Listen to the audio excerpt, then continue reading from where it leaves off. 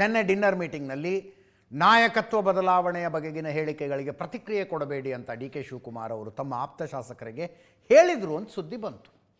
But ಇವತ್ತು ಬಂದ ಪ್ರತಿಕ್ರಿಯೆಗಳನ್ನು ನೋಡಿದ್ರೆ ಅದು ಯಾರ್ಯಾರು ಏನೇನು ಮಾತಾಡಬೇಕೋ ಮಾತಾಡಬಿಡಿ ಅಂತ ಹೇಳ್ದಂಗಿತ್ತು.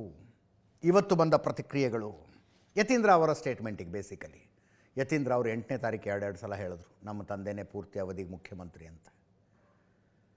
ಹೈಕಮಾಂಡೇ ಕ್ಲಿಯರ್ ಮಾಡಿಬಿಟ್ಟಿದೆ ಅಂದರು. ಯಾರಿಗೆ ಎಲ್ಲಿ ಅಂತ ಹೇಳಲಿಲ್ಲ, ಹೈಕಮಾಂಡೇ ಕ್ಲಿಯರ್ ಮಾಡಿಬಿಟ್ಟಿದೆ ಅಂತ ಹೇಳಿದ್ರು ಅವರು. ಅದಕ್ಕೆ ಇವತ್ತು ಮುಗಿಬಿದ್ದ ಹೇಳಿಕೆ ಕೊಟ್ಟರು ಇಕ್ಬಾಲ್ ಹುಸೇನು, ಕದಲೂರು ಉದಯ್, ಶಿವಗಂಗಾ ಬಸವರಾಜು. ಕೇಳಿಸ್ಕೊಳ್ಳಿ ಒಬ್ಬೊಬ್ರು ಏನೇನು ಮಾತಾಡಿದ್ರು ಅಂತ.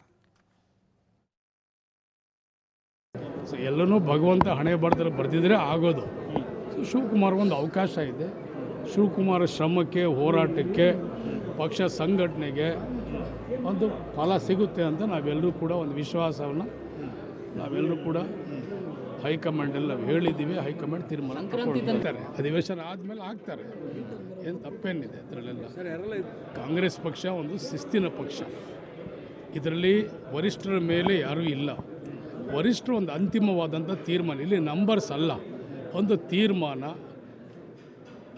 ಒಂದು ಬದ್ಧತೆಗೆ ನಾವೆಲ್ಲರೂ ಕೂಡ ಇರಬೇಕಾಗ್ತದೆ. ಡಿ ಕೆ ಶಿವಕುಮಾರ್ ಅವರು ಮುಖ್ಯಮಂತ್ರಿ ಆಗಬೇಕು, ಅವ್ರ ಶ್ರಮಕ್ಕೆ ಅದು ಆಗಬೇಕು. ಎನಿ ಟೈಮ್ ಆಗ್ಬೋದು. ಬಲ ಪ್ರದರ್ಶನ ಮಾಡೋಕ್ಕೆ ಏನಿದೆ ರೀ, ಕಾಂಗ್ರೆಸ್ ಪಕ್ಷದಲ್ಲಿ 140 ಜನ ಬಲವಾಗೇ ಇದ್ದೀವಿ. ಆಗ್ತಾರೆ. ಮೌನ ಏನು ಬಂದು ನಾವು ಯಾವಾಗೂ ಮೌನವಾಗಿ ಇದ್ವಲ್ಲ, ನಾವು ಯಾವಾಗ ರೆಬಲ್ ಆಗಿದ್ವಿ. ನಾಯಕತ್ವ ಮಾತಾಡೋರು ಹೈಕಮಾಂಡು, ನಾವಲ್ಲ. ಬರುತ್ತೆ, ಟೈಮ್ ಬರುತ್ತೆ, ಜನವರಿ ಮಾತಾಡ್ತೀನಿ. ಯಾವುದು ಡೆಡ್ಲೈನ್ ಇಲ್ಲ, ನಿಮಗೆ ಜನವರಿಗೆ ಮಾತಾಡ್ತೀನಿ ಅಂತ ಮಾತು ಕೊಟ್ಟಿದ್ದೀನಿ, ಮಾತಾಡ್ತೀನಿ. ನಾನು MLA, ನಂದು ಓಟಿದೆ, ಮುಖ್ಯಮಂತ್ರಿಯಾಗಿ ನಂದು ಓಟಿದೆ. ನನಗೆ ಮಾಹಿತಿ ಇಲ್ಲದ್ದು MLC ಮಾಹಿತಿ ಇರುತ್ತಾ? ನಾನು ಈ ಹಿಂದೆ ಒಂದು ಹೇಳಿಕೆ ಕೊಟ್ಟಿದ್ದೆ, ರಕ್ತದಲ್ಲಿ ಬರ್ಕೊಡ್ತೀನಿ ಡಿಸೆಂಬರ್ ಅಂತೇಳಿ. ಆ ಅವಧಿ ಮುಗಿಲಿ, ರಕ್ತದಲ್ಲಿ ಬರ್ಕೊಟ್ಟಿದ್ದು ರಕ್ತ ಒಣಗಿದೆಯೋ, ರಕ್ತ ರೇಟಿಂಗ್ ಇದೆಯೋ ಇಲ್ಲ ಅನ್ನೋದು ಜನವರಿ ಮಾತಾಡ್ತೀನಿ. ನಾನು CM ಪುತ್ರ ಕಣ್ರಿ, ನಾನು CM ಪುತ್ರ. JH ಪಟೇಲ್ ನಮ್ಮ ದೊಡ್ಡಪ್ಪ. ಹಂಗಂದ್ರೆ ನೋಡಿ ಮಾತಾ ಶಿವಗಂಗಾ ಬಸವರಾಜು ಅವರು ಡಿಸೆಂಬರ್ನಲ್ಲಿ ಡಿ ಕೆ ಶಿವಕುಮಾರ್ ಮುಖ್ಯಮಂತ್ರಿ ಆಗ್ತಾರೆ ಅಂತ ರಕ್ತದಲ್ಲಿ ಬರೆದು ಕೊಡ್ತೀನಿ ಅಂತ ಹೇಳಿದ್ದೆ. ಜನವರಿಯಲ್ಲಿ ಹೇಳ್ತೀನಿ ನನ್ನ ರಕ್ತ ಒಣಗಿದೆಯೋ ಹಸಿ ಇದೆಯೋ ಅಂತಾರೆ. MLCಗಳ ಮಾತು ಕೇಳಬೇಡಿ, ನನ್ನ ಅಂದರೆ ನಾನು ಮತ್ತು ನನ್ನಂಥವರ ಮತದಿಂದ ಮುಖ್ಯಮಂತ್ರಿ ಆಗೋದು ಅಂತ. ಆವಾಗಲೇ ಹೇಳಿದೆ ನಾನು. ST ಸೋಮಶೇಖರ್ ನಿನ್ನೆ ಡಿನ್ನರ್ ಮೀಟಿಂಗಿಗೆ ಬಂದಿದ್ದರು. BJPಯ ಉಚ್ಚಾಟಿತ ಶಾಸಕರವರು ಪಕ್ಷ ವಿರೋಧಿ ಚಟುವಟಿಕೆ ನಡೆಸಿದ್ದಕ್ಕಾಗಿ ST ಸೋಮಶೇಖರ್, ಶಿವರಾಮ್ ಹೆಬ್ಬಾರ್ ಇಬ್ಬರನ್ನು BJPಯವರು ಹೊರಗಾಕಿದ್ದಾರೆ. ST ಸೋಮಶೇಖರ್ ಮೂಲತಃ ಕಾಂಗ್ರೆಸ್ನವರು, ಡಿ ಕೆ ಶಿವಕುಮಾರರಿಗೆ ನಿಷ್ಠರು. 2018ರಲ್ಲಿ ಕುಮಾರಸ್ವಾಮಿ ಅವರನ್ನು ಮುಖ್ಯಮಂತ್ರಿ ಮಾಡಿದ ಕಾಂಗ್ರೆಸ್ JDS ಸರ್ಕಾರ ಬಂದಾಗ ಕಾಂಗ್ರೆಸ್ನಿಂದ ಶಾಸಕರಾಗಿದ್ದವರು. ಈ 17 ಜನ ಶಾಸಕರೇನು ಪಕ್ಷಾಂತರ ಮಾಡಿ ಆಪರೇಷನ್ ಕಮಲದಲ್ಲಿ BJPಗೆ ಬಂದ್ರಲ್ಲ, ಅವರ ಪೈಕಿ ಇವರು ಒಬ್ಬರು ಕಳೆದ ಚುನಾವಣೆಯಲ್ಲಿ ಗೆದ್ದಿದ್ದಾರೆ. ದಿನ ಬೆಳಗಾದರೆ ಅವರು ಡಿ ಕೆ ಶಿವಕುಮಾರ್ ಅವ್ರ ಜೊತೆಗಿರ್ತಾರೆ. ಮುಂದಿನ ಎಲೆಕ್ಷನಲ್ಲಿ ಮತ್ತೆ ಕಾಂಗ್ರೆಸ್ ಕ್ಯಾಂಡಿಡೇಟ್ ಆಗೋರೆ ಅವರು ಯಶವಂತಪುರದಿಂದ.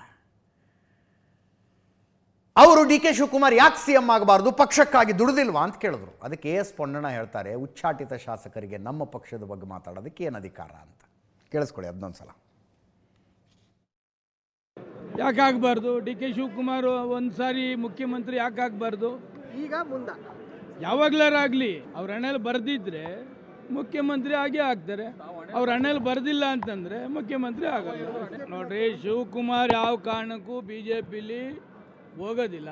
ಕಾಂಗ್ರೆಸ್ಸಲ್ಲೇ ದುಡ್ದಿದ್ದಾರೆ, ಶ್ರಮ ಹಾಕಿದ್ದಾರೆ, ಹೋರಾಟ ಮಾಡಿದ್ದಾರೆ, ಪಕ್ಷ ಕಟ್ಟಿದ್ದಾರೆ. ಯಾಕೆ BJPಗೆ ಯಾಕೆ ಹೋಗಿ ಮಂತ್ರಿ ಆಗ್ತಾರೆ? ಅವರು ಕೂಲಿ ಯಾರು ಕೊಡೋದಿಲ್ಲ ಅಂತ ಹೇಳ್ತಕ್ಕಂಥವ್ರು ಯಾರಿದ್ದಾರೆ? ಕಷ್ಟಪಟ್ಟಿಲ್ವಾ? ಇಡೀ ರಾಜ್ಯ ಸುತ್ತಾಡಿಲ್ವಾ? ಅಲ್ಲಿ ಏನೂ ಇಲ್ಲ, ಊಟದ ಬಗ್ಗೆ ಮಾತ್ರ ಚರ್ಚೆ ಆಯಿತು ಅಷ್ಟೇ. ಇಲ್ಲ, ಪೊಲಿಟಿಕ್ಸ್ ಅಲ್ಲಿಲ್ಲ, ಡಿನ್ನರ್ ಇತ್ತು. ಅದರಿಂದ ಅಲ್ಲಿ ಯಾವುದೇ ರೀತಿಯಾದಂಥ ರಾಜಕೀಯ ಚರ್ಚೆ ಆಗಿಲ್ಲ. ಮತ್ತು ಮೊನ್ನೆ ನಡೆದಂಥ ಶಾಸಕಾಂಗ ಪಕ್ಷದ ಸಭೆಯಲ್ಲೂ ಕೂಡ ಡಿನ್ನರ್ ಇತ್ತು. ಅಲ್ಲೇ ಪೊಲಿಟಿಕ್ಸು ಚರ್ಚೆ ಆಯಿತು. ಅವರು ಭಾರತೀಯ ಜನತಾ ಪಕ್ಷದಿಂದ ಉಚ್ಚಾಟನೆ ಆಗಿದ್ದಾರೆ. ಅದರಿಂದ ಸ್ವತಂತ್ರವಾಗಿ ಮಾತಾಡ್ತಾರೆ. ಅವ್ರು ಯಾವುದೇ ಪಕ್ಷಕ್ಕೆ ಸೇರಿದವರಲ್ಲ. ಅಲ್ಲ, ನಮ್ಮ ಪಕ್ಷದ ವಿಚಾರ ಅವರು ಏನೂ ಮಾತಾಡಿಲ್ಲ. ಅವ್ರು ಮಾತಾಡಲು ಕೂಡುದು. ಅವ್ರು ನಮ್ಮ ಪಕ್ಷಕ್ಕೆ ಸೇರೋಂಗೂ ಇಲ್ಲ. ಆದರೆ ಅಲ್ಲೂ ಇಲ್ಲ, ಅವರು ಇಲ್ಲೂ ಇಲ್ಲ. ಪಾಪ ಅತಂತ್ರವಾಗಿದ್ದಾರೆ. ಅತಂತ್ರವಾಗಿದ್ದಾಗ ಕೆಲವು ಅಭಿಪ್ರಾಯಗಳು ವ್ಯಕ್ತಪಡಿಸ್ಕೊಂಡು ಉಳ್ಕೋಬೇಕಲ್ಲ ರಾಜಕೀಯ. ಮಾತಾಡ್ತಾರೆ.